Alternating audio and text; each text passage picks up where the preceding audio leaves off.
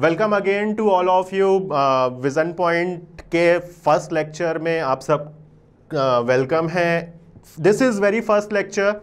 जब हमने last lecture में सिलेबस को डिस्कस किया था, हमने बोला था mechanics was our very first section, very first unit, and उसमें हमारा फर्स्ट चैप्टर क्या था, which is laws of motion. So हम अपने पहली क्लास पहले लेक्चर को शुरू करते हैं। This is our lecture 1। Our chapter is laws of motion and the key point of every laws of motion is what? This is force. Force is a key. अगर हमको फोर्स की बात समझ में आती है, अगर हमको फोर्स के बारे में समझ में आता है, तो यह बात बहुत हद तक क्लियर है कि हमको हर एक लॉज ऑफ मोशन समझ में आने वाला है। सी, लॉज ऑफ मोशन केवल हमको नहीं पढ़ना होता है इस चैप्टर में। लॉज ऑफ मोशन है ही कितना यार, केवल 3 लॉज हैं इजली। अब बच्चे क्या करते हैं और मैक्सिमम वीडियो क्लासेस में आपको मिलता क्या है और यहां क्या डिफरेंस मिलेगा?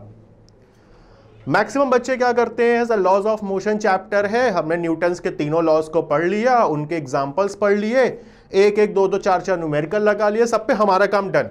एक्चुअली ऐसा है नहीं। लॉज ऑफ मोशन के पीछे की ओरिजिन क्या है, उसके पीछे का कॉन्सेप्ट क्या है, यह भी उतना ही इंपॉर्टेंट है जितना इंपॉर्टेंट है लॉज ऑफ मोशन। ठीक है। जैसे आज के क्लास में हम लोग क्या क्या पढ़ने वाले हैं, हम लोग इसके बारे में पहले देखते हैं, और ये किस हद तक जरूरी है ये भी हमको उतना ही पता होना भी इंपॉर्टेंट है। Explain the significance of inertia. Inertia क्या होता है ये जानेंगे। इनर्शिया का रोल क्या है लॉज ऑफ मोशन में ये जानेंगे। State Newton's first law of motion and it's illustration. यार कोई भी कॉन्सेप्ट आप फिजिक्स में पढ़ लिए, मान लीजिए मैंने आपको फर्स्ट लॉ ऑफ मोशन बता दिया और इसके बारे में बात नहीं किया, तो आपके पढ़ने का फायदा क्या है? आप जब अपनी डेली लाइफ में फिजिक्स में पढ़ रही चीजों को रिलेट नहीं कर सकते हो, तो ऐसी फिजिक्स पढ़ने का कोई बेनिफिट नहीं। तो हम ये लॉज ऑफ मोशन तो पढ़ेंगे, उसको हम डेली लाइफ में कहां पे यूज कर रहे हैं ये भी सीखेंगे। उसके बाद हमारा आखिरी का टॉपिक होगा आज का, विच इज मोमेंटम, और इसी मोमेंटम से हम अपना सेकंड लेक्चर कंटिन्यू करेंगे, that is Newton second law of motion. आज तो हम फर्स्ट लॉ पढ़ने वाले हैं। ठीक, सो रेडी, शुरू करते हैं। सबसे पहले हम बात करते हैं फोर्स एंड इनर्शिया की। आपकी स्क्रीन पे जो कुछ भी लिखा है आप एक बार उसको रीड आउट कर लो थ्रूली। हमारे पास स्क्रीन पर मेंशन क्या हो रहा है, the property of an object by which it resist a change in its state और रेस्ट और इट्स मोशन। आसान भाषा में बोलूं, आसान भाषा में इस इनर्शिया को बोलते हैं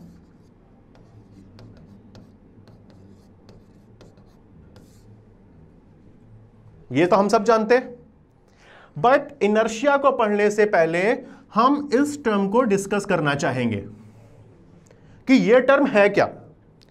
नॉर्मली जब भी टीचर पूछता है कि बेटा what do you mean by force, बच्चों का एक ही आंसर आता है, सर फोर्स का मतलब होता है पुश और पुल। इतने में सेटिस्फाई हो, इतने में आप भी सेटिस्फाई हो जाते हो, इतने में टीचर्स भी सेटिस्फाइड हैं कि सर फोर्स है, फोर्स मतलब पुल या धक्का देना या खींचना। यार चीजों, आप क्लास 12th में हो, चीजों को लेवल पे रखो।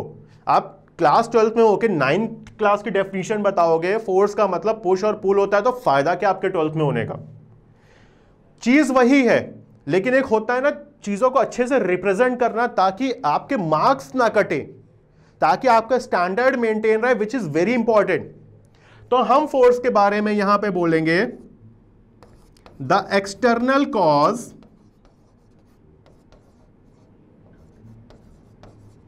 which change state of body।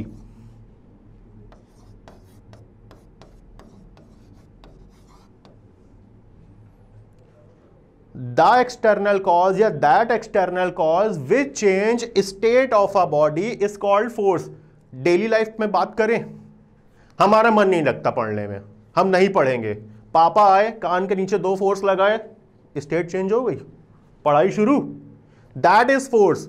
हम बैठे हुए हैं, आप क्लास में बैठे हो, सीट पे बैठे हो, आपके बगल वाले ने आपको धक्का दिया, आपके बगल वाले ने आपको पुश किया, उसने आपको फोर्स दिया, और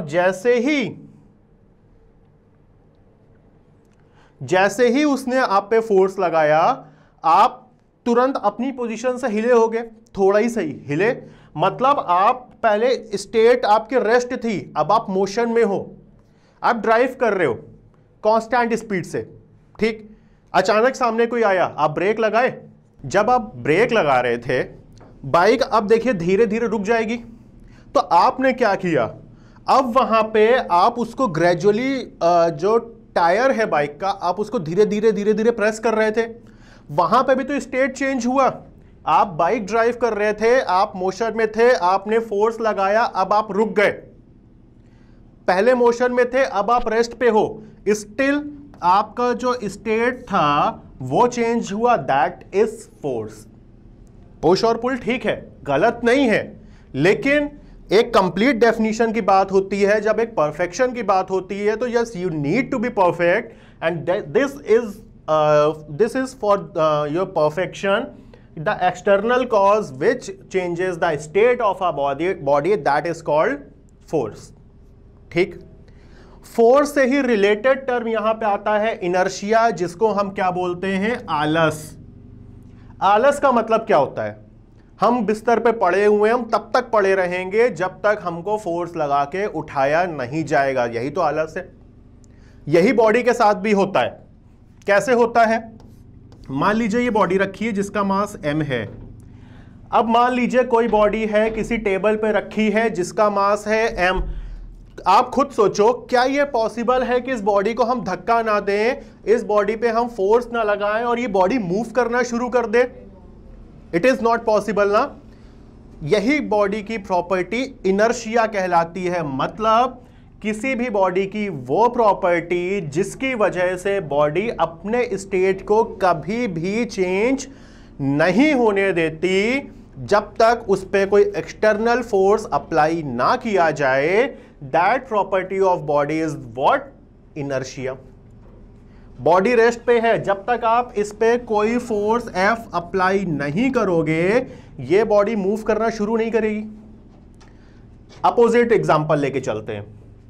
बॉडी रेस्ट पे है, या सॉरी बॉडी मोशन पे है, आप बाइक ड्राइव कर रहे हो, आप जब तक ब्रेक नहीं लगाओगे, इज इट पॉसिबल कि बाइक रुक जाए? Actually it can not. बिना ब्रेक लगाए बाइक रुक जाए पॉसिबल नहीं है, या बिना आप एक्सीलेटर छोड़े बाइक को धीमा कर लो पॉसिबल नहीं है। वहां भी तो आपने फोर्स लगाया। अभी तक हमने 2 पॉइंट डिस्कस किए, 2 basic definition, one is force, other one is inertia. Force जो बॉडी को उसकी स्टेट चेंज करने पे हेल्प करता है, इनर्शिया किसी भी बॉडी की वो प्रॉपर्टी जो उसको अपनी स्टेट में रहने में हेल्प करता है, दैट इज कॉल्ड इनर्शिया। इतनी बात ओके है। चलिए आगे बढ़ते हैं हम लोग और जानते हैं कि ठीक है फोर्स हम पढ़ चुके हैं, अब हमको यह जानना है कि फोर्सेस भी तो कुछ डिफरेंट काइंड्स के होते हैं। जैसे दे में change the shape and the size of an object, मतलब कि अगर कोई बॉडी है हम उस पर फोर्स लगाएं तो हो सकता है उसका साइज या उसका शेप चेंज हो जाए। एग्जाम्पल कोई फोम देखे हो ना, स्पंज, फोम, गद्दे होते। फोम मान लीजिए इतना है, वो इतना ही रहेगा जब तक आप उसको प्रेस ना करो। उसके बीच में एयर गैप्स होते हैं, वॉइड्स होते हैं। जैसे ही आप उसको प्रेस करते हो वो एयर निकल जाती है और फोम कंप्रेस हो जाता है, ठीक। दैट इज फोर्स जब आपने किसी बॉडी पर लगाई और वो कंप्रेस हो गई। Another example balloon. बलून आपका है, आप उसको फोर्स लगा दो, उसका शेप बदल जाएगा, कंप्रेस हो जाएगा, मे बी फूड है। Forces also influence the motion of an object. Obviously यार, अभी यही तो बात हम कर रहे थे यहां पे कि बॉडी रेस्ट, कोई है जो रेस्ट पे है, अगर हम उसको F फोर्स लगा के धक्का दे दें तो वो बॉडी मोशन में आएगी, दैट इज उसके मोशन को इन्फ्लुएंस कर गई। अनदर इसका वाइस वर्सा जो हम इतनी देर से डिस्कस करते आ रहे हैं, बाइक चला रहे हैं, फोर्स लगाया, हम मोशन में थे, बाइक रुक गई, अनदर फोर्स की वजह से ही तो बॉडी का मोशन इन्फ्लुएंस हुआ। Forces can rotate a body about its axis, सीधी सी बात है। आप कोई भी एग्जाम्पल, ये पहिया है बाइक का, पॉसिबल है बाइक खड़ी है आपके घर पे पार्किंग में बढ़िया से खड़ी है, अचानक बाइक का मूड हुआ, उसका पहिया घूमना शुरू, पॉसिबल नहीं है। क्यों नहीं है? क्योंकि वहां पे ये नहीं है। जैसे ही ये टर्म आएगा, आपने बाइक को स्टार्ट कर दिया या रैंडमली पैर से या हाथ से उस पहिए को पुश किया, पहिया घूमेगा अपनी ही एक्सिस पे, जो उसमें बीच में व्हील लगा है, व्हील जिसपे वो लगातार उसी एक्सिस के बीच रोटेट करना शुरू हो जाएगा। तब जब आप या तो बाइक को स्टार्ट किए हो या रैंडमली आपने मैनुअली उसको पुश कर दिया, तब ये टर्म आया। और जैसे ही ये टर्म आया, जो पहिया होगा वो रोटेट होना शुरू हो जाएगा। फोर्स की वजह से एक काम हम और कर सकते हैं, चेंज डायरेक्शन। कैसे? कोई भी बंदा कहीं जा रहा है या कोई भी चीज है किसी सर्टेन डायरेक्शन पे जा रही है, आपने अचानक उस पर फोर्स लगा दिया, उसको पुश कर दिया, क्लियर कट सी बात है उसकी डायरेक्शन बदल जाएगी। अब वो पहले कहीं और जा रहा था, हमने उसको पुश किया, अचानक उसकी डायरेक्शन बदल गई। सो फोर्स की वजह से हम डायरेक्शन को भी चेंज कर सकते हैं। ठीक है, अभी तक हम फोर्स पढ़ चुके, इनर्शिया पढ़ चुके, फोर्स हम कैसे अप्लाई कर सकते हैं, उसका बॉडी पे इंपैक्ट क्या आता है, हम ये भी चेक कर चुके। अब हम आते हैं लॉज ऑफ मोशन पे, and this is our first law of motion. क्या है first law of motion? It states that a body continues to be in a state of rest और in uniform motion in a straight line unless it is acted upon by a net external force। इतनी proper definition देने का motive सिर्फ इतना होता है कि आपके पास इतना स्ट्रॉन्ग इनफ कंटेंट हो कि अगर आपने अपने पीई एग्जामिनेशन में कॉपी पे ये लिख दिया तो किसी टीचर की हिम्मत ना हो कि आपका आधा मार्क भी डिडक्ट कर सके। This is a absolutely perfect definition. ठीक, समझने के लिए मैं आपको इजी भाषा में समझा देता हूं। यही डेफिनेशन अगर आप नोटिस करो तो क्या यही डेफिनेशन इनर्शिया की नहीं है?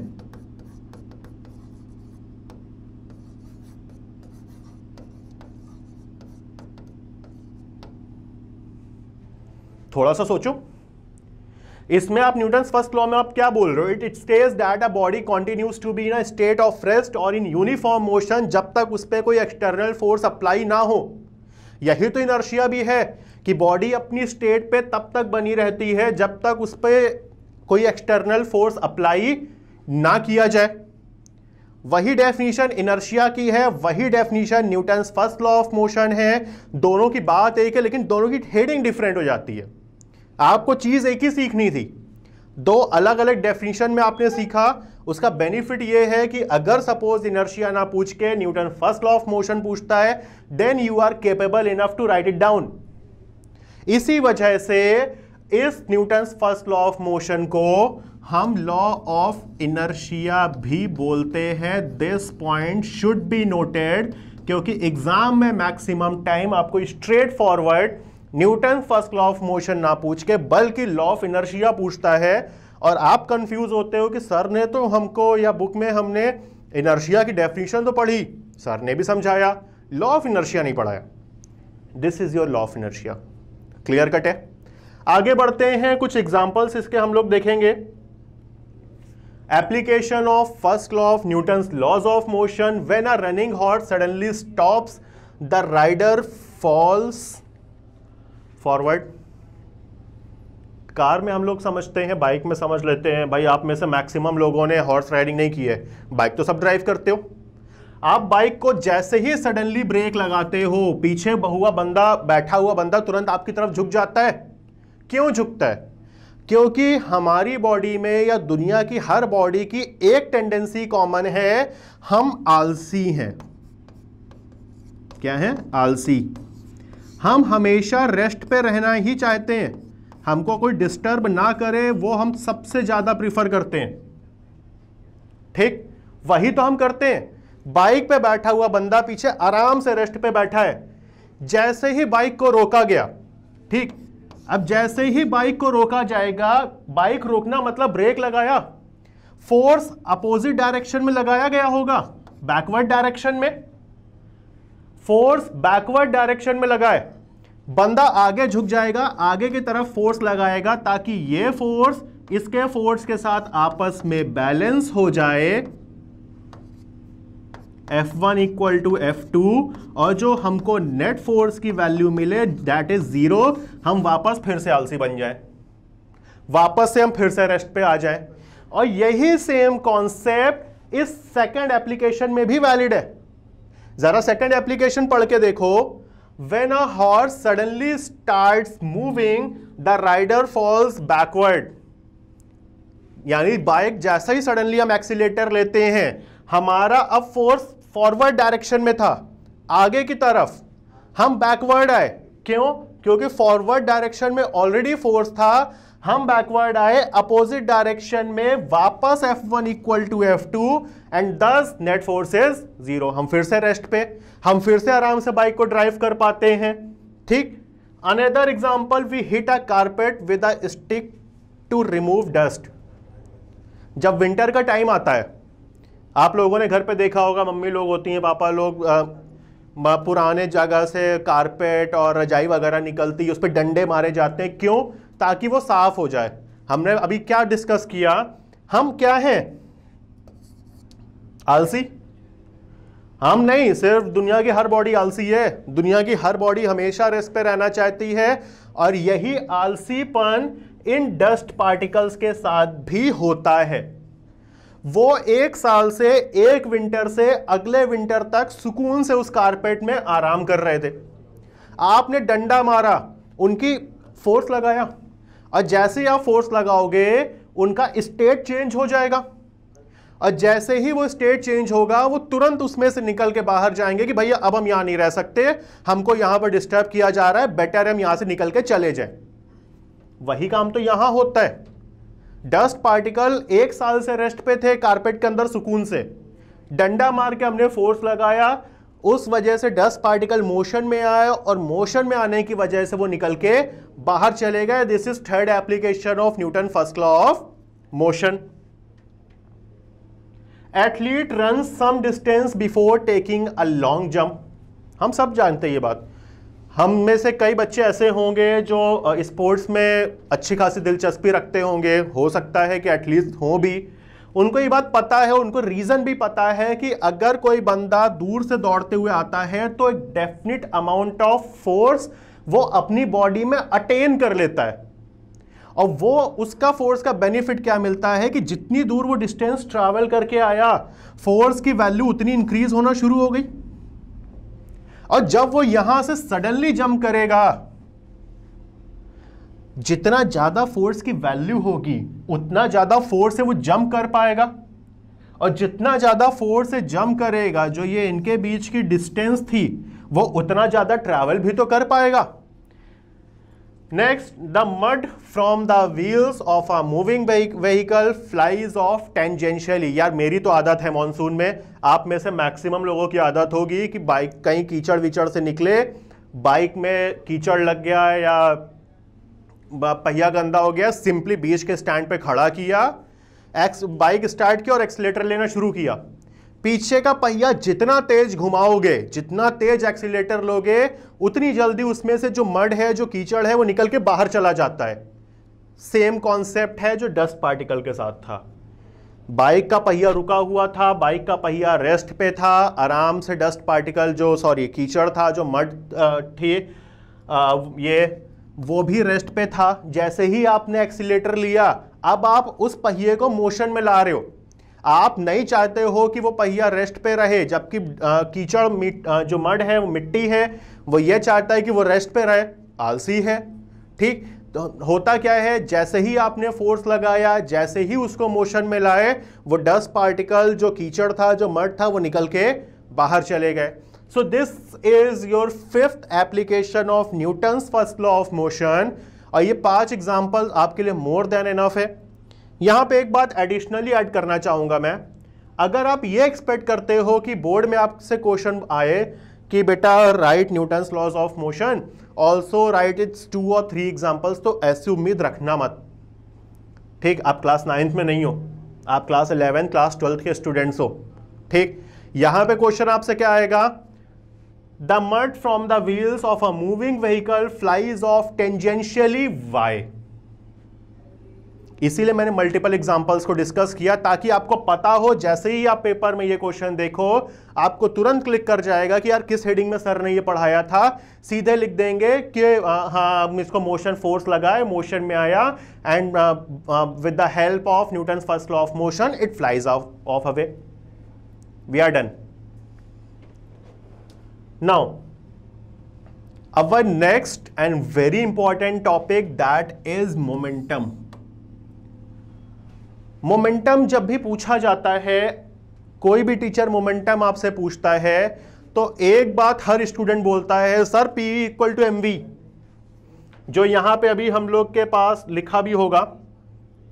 ठीक, बट इस P इक्वल टू mv पे जाने से पहले हम ये जानना चाहेंगे कि मोमेंटम है क्या। P is equal to mv, just a mathematical expression.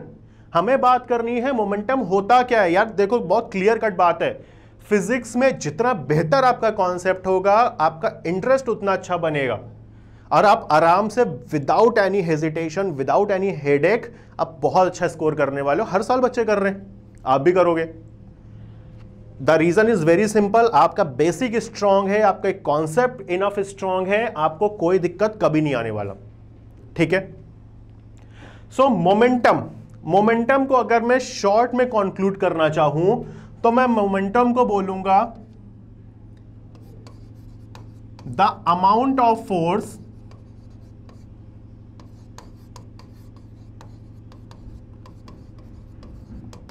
Consist by a body is called momentum. जैसे ये फिगर है, आपको दिख रहा है यहां पे ये 4 मेटेलिक बॉल्स लगी है। एक बॉल ये है जो आपको दिख रहा होगा। अभी इसमें आप समझ सकते हो क्या फिनोमेना हो रहा होगा।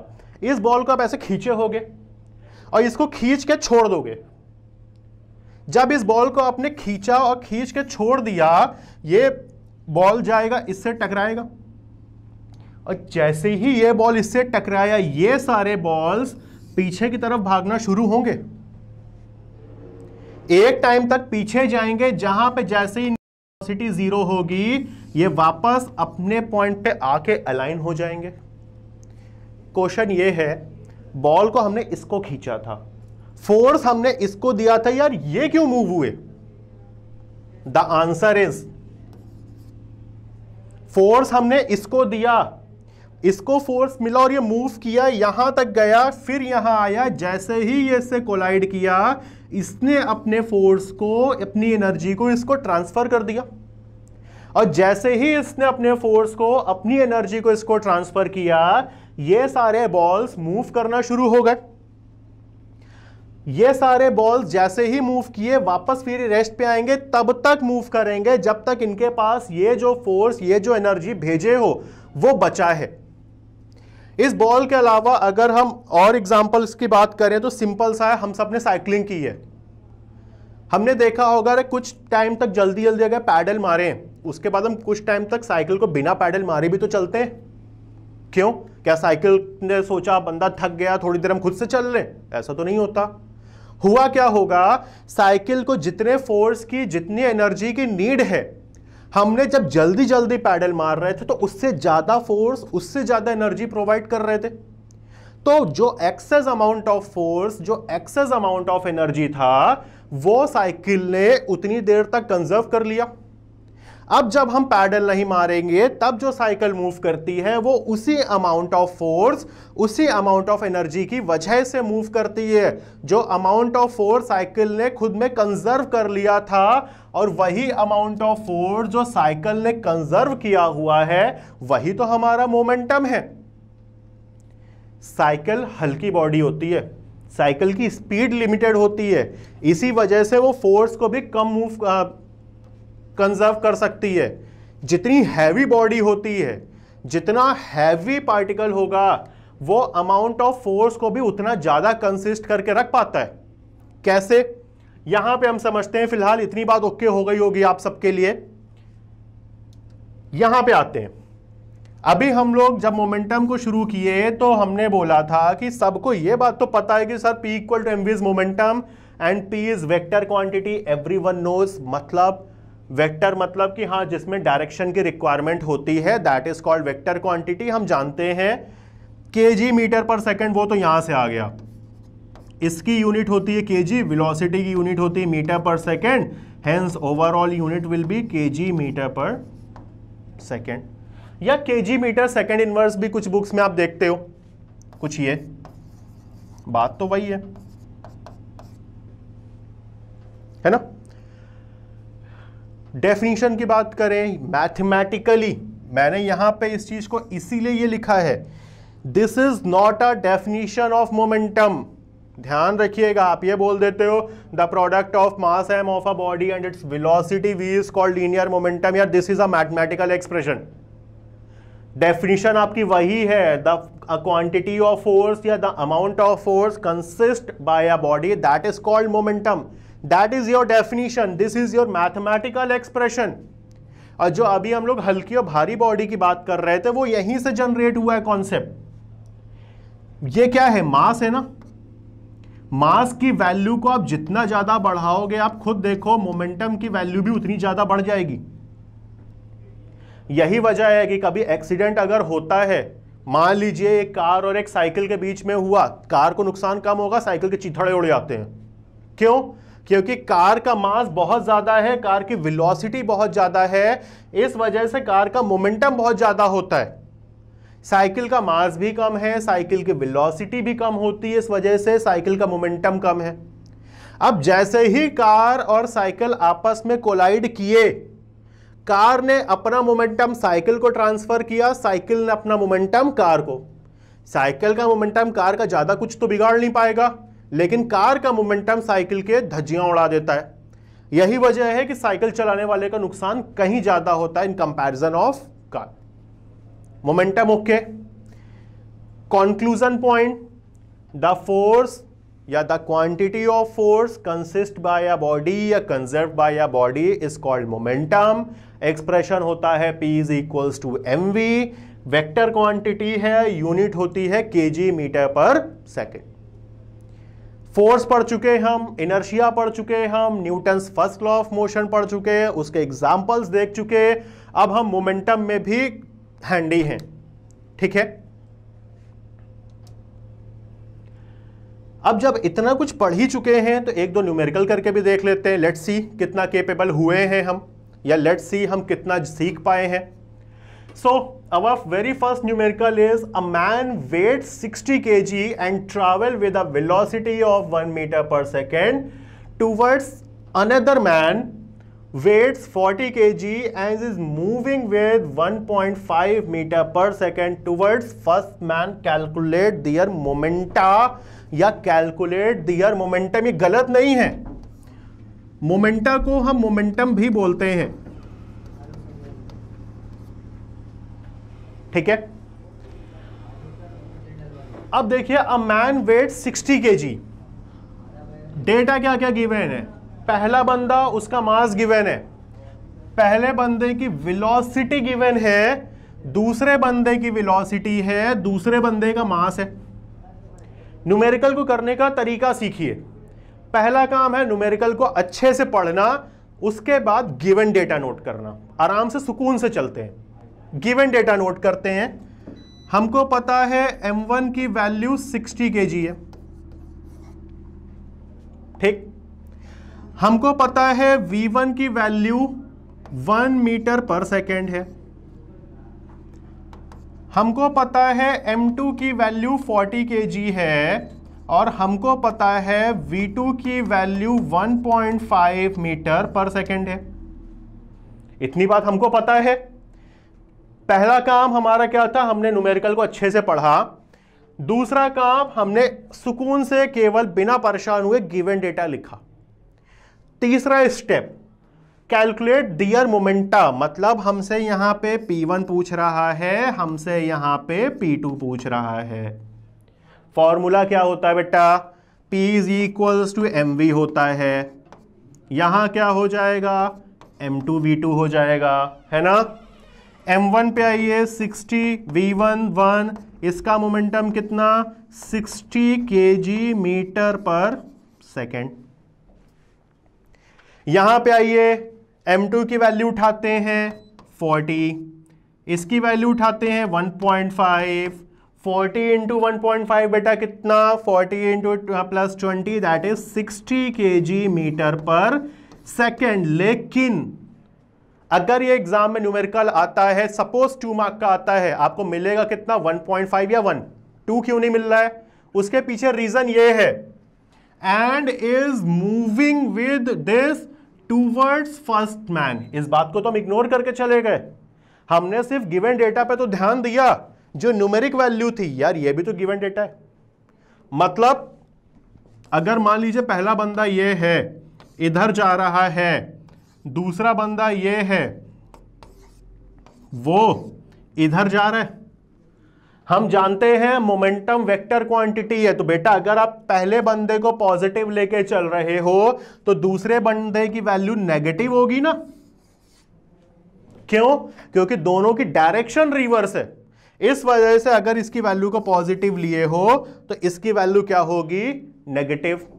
वहीं अगर यह होता कि यह बंदा जिधर जा रहा है वहीं उधरी साइड दूसरा बंदा भी जा रहा है, तब दोनों की वैल्यू पॉजिटिव। बट अगर दोनों की डायरेक्शन रिवर्स है तो एक की वैल्यू पॉजिटिव लोगे और दूसरे की value negative. Is that clear? Now this was our very first question जो हमने कंप्लीट किया। अब हम सेकंड क्वेश्चन पे मूव ऑन करते हैं।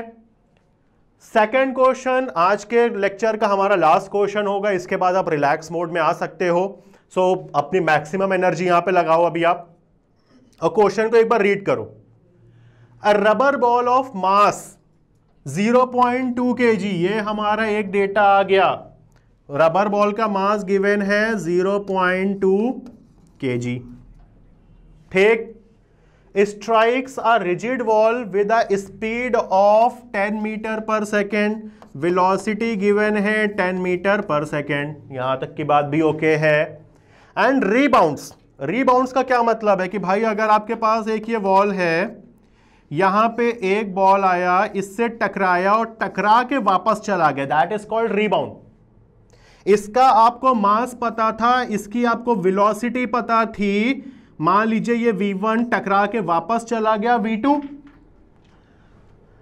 Along the original path with same speed. मतलब क्या, अगर हम ये v1 है तो v2 को क्या हम -10 मीटर पर सेकेंड बोल सकते हैं। क्यों, क्योंकि अभी हमने लास्ट न्यूमेरिकल में डिस्कस किया कि मोमेंटम वेक्टर क्वांटिटी है, अगर आप एक को पॉजिटिव लिए हो तो second one must be negative. वही काम हमने यहां पे किया है। बॉल यही है तो अगर m1 यही है तो कि यहां पे ये देखिए, ये रिबाउंड होके वापस आ रहा था, नेगेटिव ले लिया। अब हमारे पास m1 है, v1 है, and cause of m1 v1 we can easily get p1। cos of m2 v2 we can easily get p2। p1 क्या है, जब ये बॉल यहां जा रही थी उसका कोई सर्टेन मोमेंटम आया, रिबाउंड हुई, कोई और मोमेंटम आया। जरा वैल्यूज पुट करके चेक करो आप। This is 0.2 into 10, this is 2 kg metre per second. यहां पे आओ, this is 0.2 into minus of 10, this is -2 kg metre per second. यार we are not done actually. यहां देखिए आपसे पूछा है फाइंड चेंज इन मोमेंटम। बच्चा चेंज क्या होता है? अगर चेंज इन मोमेंटम की बात करें तो पहले जितना था या बाद में जितना हो गया, दोनों का डिफरेंस। यहां पे ध्यान रखना, अक्सर इस क्वेश्चन में गलती क्या होती है और क्यों ये इंपॉर्टेंट है। इस क्वेश्चन में आप लोग का माइंडसेट क्या होता है, सर एक मोमेंटम आ गया 2, एक मोमेंटम आ गया -2, एक प्लस है एक माइनस है, चेंज इन मोमेंटम 0।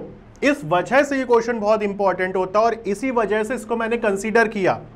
आप यहां देखो, जरा वैल्यू रख के देखो, क्या 0 आता है? नहीं। यहां पे जो आपके चेंज इन मोमेंटम की वैल्यू आती है वो एड ऑन होके आती है, that is kg metre per second, and that will be your answer. यही वजह है कि पिछले 4 साल में 2 बार ये क्वेश्चन बोर्ड के पेपर में आ चुका है। यही वजह से इस क्वेश्चन को इंपॉर्टेंट बोला जाता है। So I hope you guys clear now, and as I have said earlier, this will be the our last question आज के लेक्चर का।